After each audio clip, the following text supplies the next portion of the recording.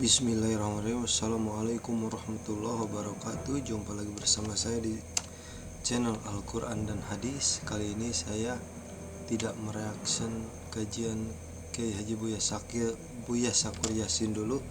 Kali ini saya akan mereaction Kang Guru Gembul ya terkait pembahasan tentang nasab. Habib bukan keturunan Rasulullah SAW. Kritik sanad nasab, itu pakai tanda tanya ya di judul YouTube-nya. Oke, tanpa berlama-lama mari kita saksikan terkait pembahasan tentang nasab ini. Assalamualaikum selamat datang kembali di Guru Gembul Channel. Seorang ulama bernama Imaduddin Usman dari Banten itu kemarin melakukan sebuah kajian dan penelitian ilmiah terhadap silsilah para habaib di Indonesia. Apakah mereka memiliki hubungan keturunan dengan Nabi atau tidak? Setelah menelusur berbagai kitab-kitab silsilah, ada 9 kitab yang ditelaah dan ada beberapa yang lainnya yang merupakan pemandu dan pendamping. Akhirnya beliau memberikan kesimpulan bahwa silsilah para habaib itu terputus kepada Nabi Muhammad, atau tidak valid, atau tidak ilmiah, atau kemungkinannya sangat kecil untuk benar-benar tersambung. Nah, karena itu maka beliau menyarankan agar para habaib itu melakukan tes DNA saja untuk membuktikan garis keturunan itu.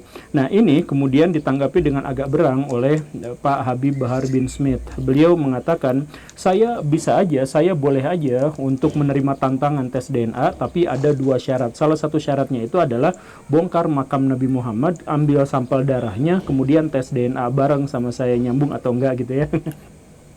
Saya sih sebenarnya agak keberatan dengan ini. Kenapa seperti itu? Ya maksudnya gini, kalau Habib Bahar itu memang tidak mau tes DNA, ya udah nggak mau, selesai di situ, nggak apa-apa gitu. Nggak usah sampai menghina dan menistakan Nabi Muhammad. Kan dalam Islam membongkar makam kemudian ngambil sampel darah atau hal yang semacam itu kan sebenarnya adalah penistaan terhadap jenazah, dan sesuai syariat Islam itu nggak boleh, itu terlarang keras. Nah, ini kenapa malah membuat syarat yang begitu tidak mungkin dilakukan oleh kaum muslimin di seluruh dunia. Nggak akan ada kaum muslimin di seluruh dunia yang memenuhi syarat itu, karena nggak akan ada mau menistakan Nabi Muhammad gitu. Kenapa kalau nggak mau ya nggak mau, kenapa harus menistakan juga sebagai persyaratannya gitu. Lagian Pak Habib Bahar bin Smith kemudian mengatakan bahwa orang-orang yang meragukan silsilah habaib di Indonesia itu kalau tidak orang Yahudi, orang sesat, ya orang anak zina gitu. Dia akan mengatakan seperti itu. Ya nggak usah juga disebutkan seperti itu, tapi ya udahlah, nggak apa-apa lah ya. Kalaupun Habib Bahar bin Smith tidak mau tes DNA, maka ada yang mau ternyata, yaitu Najwa Shihab. Mbak Nana itu tahun 2019 dites DNA oleh seorang pakar genetika di Indonesia, yaitu namanya adalah Ibu Dr. Herawati Sudoyo. Nah, hasil dari tes DNA itu menunjukkan bahwa ternyata Najwa Shihab itu kecil kemungkinan berasal dari silsilah Nabi Muhammad. Kenapa seperti itu? Karena 50% DNA-nya justru berasal dari Asia Tengah, Asia Selatan, dalam hal ini adalah India. Jadi beliau keturunan India ya, 50%-nya. Kemudian sekitar 20%-an itu adalah keturunan dari Afrika Selatan, suku Berber, Afrika Utara, suku Berber. Kemudian berikutnya sampai keturunan Arab itu hanya 2,2% gitu. Jadi keturunan Arab aja hanya 2%, keturunan Nabi kemungkinannya menjadi jauh lebih kecil dari itu. Nah, ya kalau Ibu Najwa Shihab, Pak Quraisy Shihab dan sebagainya kan sebenarnya nggak jadi masalah. Tetapi kemudian kan banyak juga akhirnya yang menentang penelitian ini, yang menganggap begini dan begitu. Ini kan masalahnya silsilahnya sudah tertera dalam Rabithah Alawiyah dan sebagainya. Nah, di episode ini kita akan sama-sama bahas tentang bagaimana orang yang meragukan tentang silsilah para habaib di Indonesia. Ayo selengkapnya kita mulai. Gas.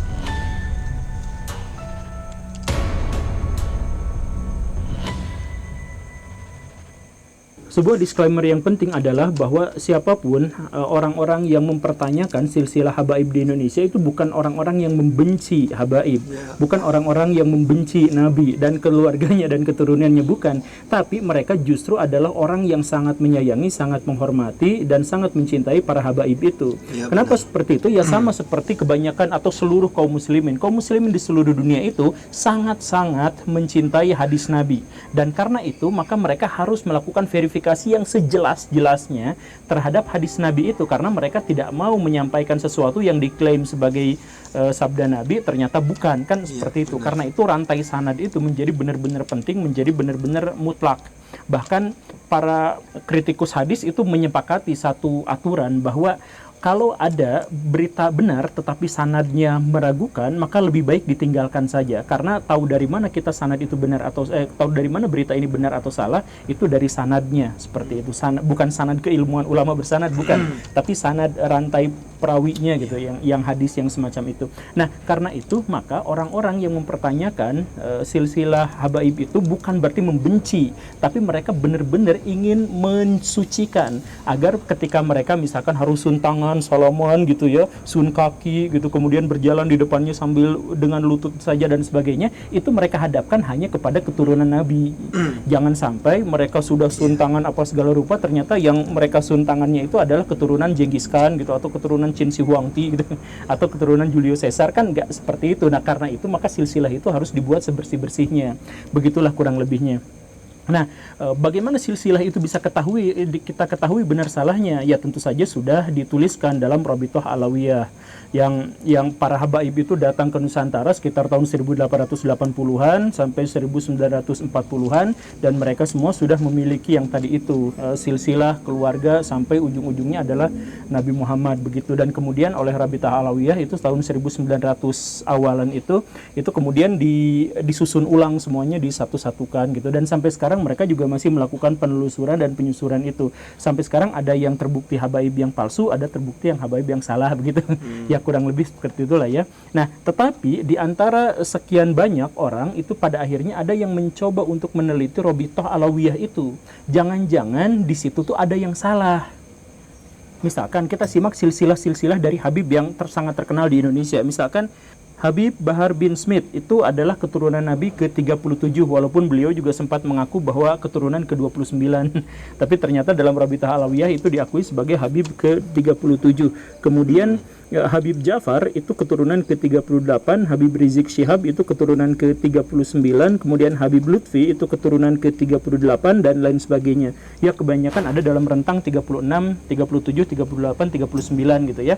Nah, ini misalkan kita ambil contoh bahwa Habib Rizik Syihab itu diambil dari Fatimah, punya anak namanya Husain, kemudian Ali Zainal Abidin, kemudian Muhammad Al-Bakir, kemudian Ja'far Shadiq, kemudian Ali Uraidi, kemudian Muhammad An-Nakib, kemudian Isa Arumi, kemudian Ahmad Al-Muhajir, kemudian Ubaidillah, kemudian Alwi Alawin, dan seterusnya sampai ke 38-nya itu adalah Habib Rizik Syihab. Nah, dari situ itu ada masalah menurut Pak Imaduddin Usman yang tadi itu.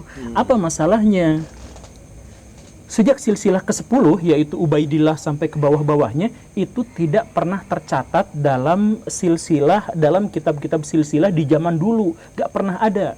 Yang ada yang mencantumkan Ubaidillah sebagai leluhurnya Habib Rizik dan lain sebagainya sampai sekarang itu baru ada silsilahnya itu tahun 1900-an, tahun 1800-an, adalah yang mungkin tahun 1700-an. Ke belakangnya itu tidak pernah ada nama yang namanya Ubaidillah itu.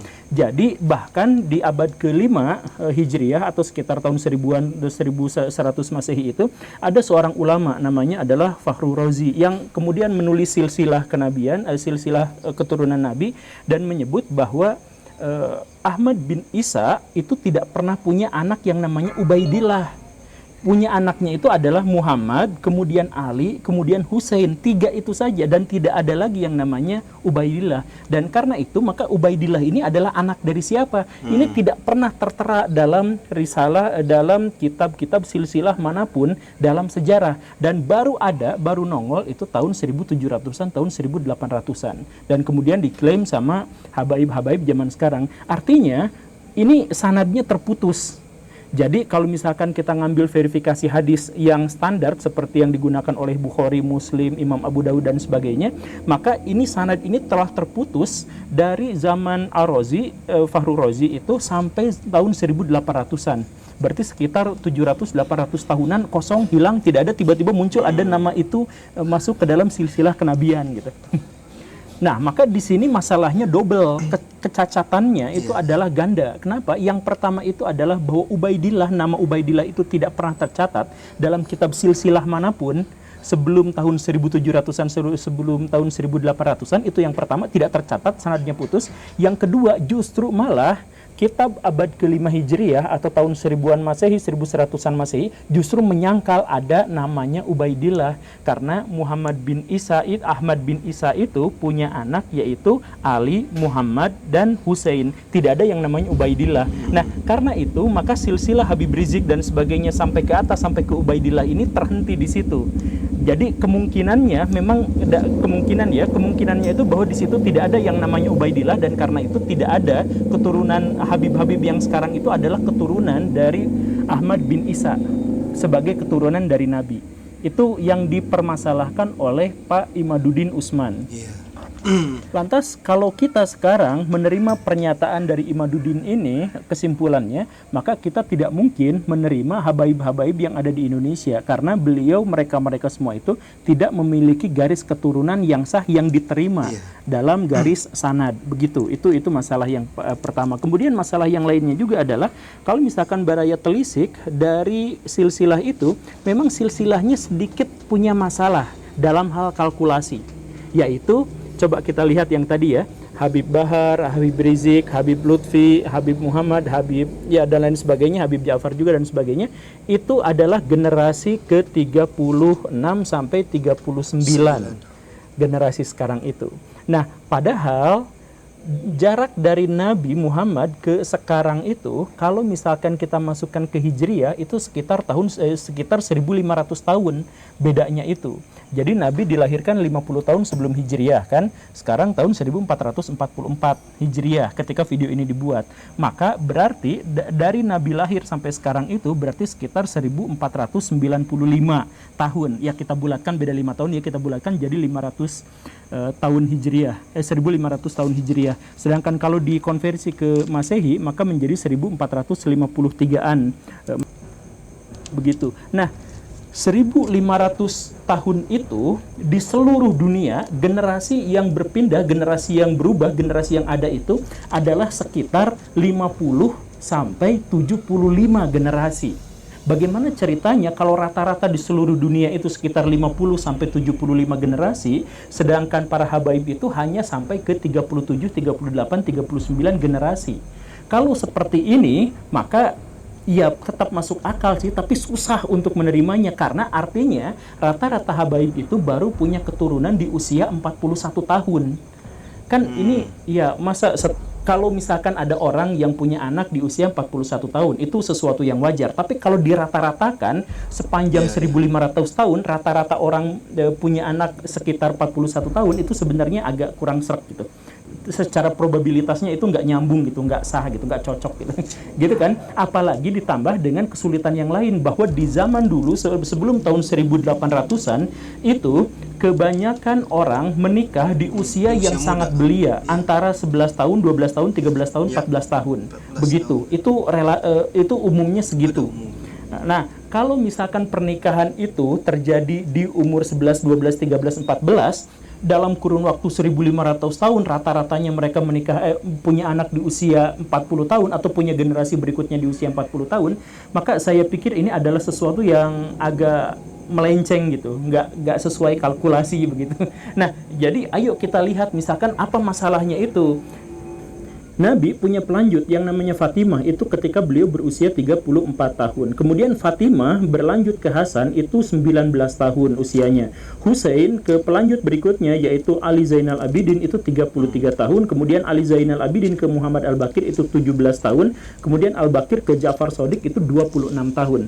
Setelah dijumlah jambleh diambil rata-ratanya, itu ternyata rata-rata generasi itu berpindah di usia 26 tahun. Dari satu generasi ke generasi berikutnya rata-ratanya itu adalah 26 tahun. Wajar, normal, masuk akal. Iya kan? Semuanya masuk akal. Gak ada yang sampai 40 tahun. Tetapi setelah Ahmad bin Isa yaitu Ubaidillah, nah di sini adalah masalahnya. Seperti yang tadi ya, Pak Imaduddin itu mempermasalahkan Ubaidillah itu tidak ada sanadnya, tidak ada garis silsilahnya, tidak ada catatannya. Nah, dalam kalkulasi ini juga jadi masalah ketika Nabi sampai Ja'far Shadiq katakanlah itu rata-rata 26 tahun dan itu wajar, itu masuk dalam rata-rata orang di seluruh dunia.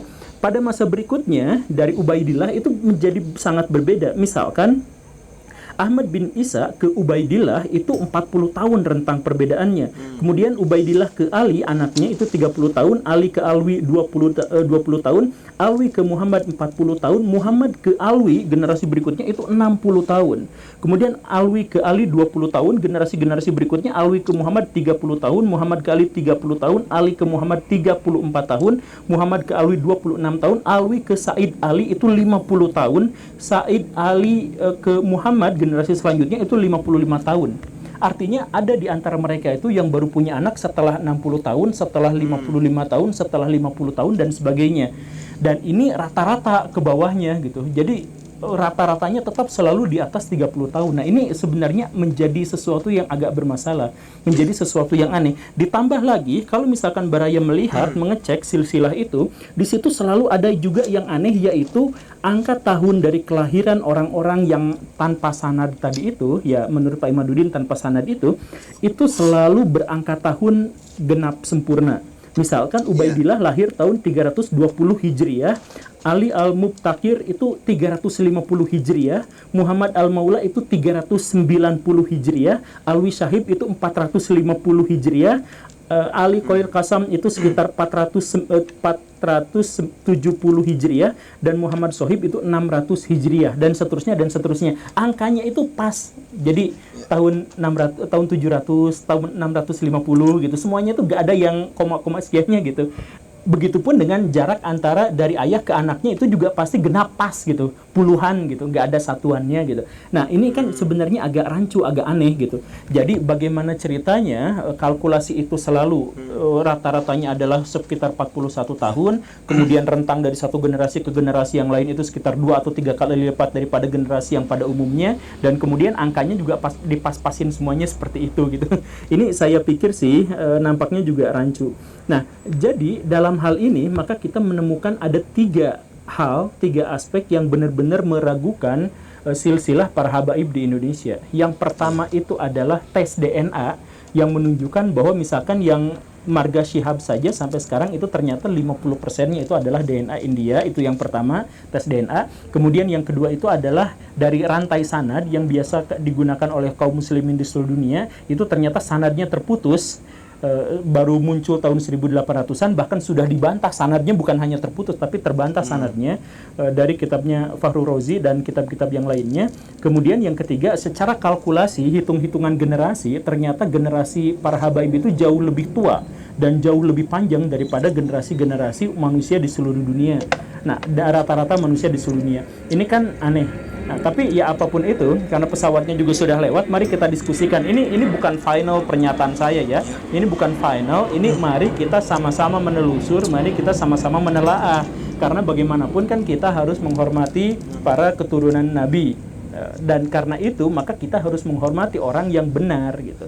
Jangan-jangan kita malah menghormati orang yang salah gitu. Jadi silahkan cek DNA-nya, silahkan cek apa dan sebagainya. Saya sih pernah baca bantahan gitu ya, bantahan terhadap Syekh Imaduddin gitu yang menyatakan bahwa DNA itu apa, tapi kan sebenarnya bantahan yang saya baca gitu itu juga terlalu tendensius gitu. Misalkan tes DNA itu kan dari Yahudi, itu kan nggak pantas gitu dan lain sebagainya, dan itu adalah orang-orang bodoh, orang-orang awam yang tidak tahu soal tes DNA dan sebagainya gitu ya. Dan kemudian orang yang menulis itu bantahannya mengatakan bahwa itu lihat tuh menurut tes DNA itu ternyata teori evolusi itu sekarang terbantah oleh bukti sains yang di zaman sekarang dan sebagainya gitu ya.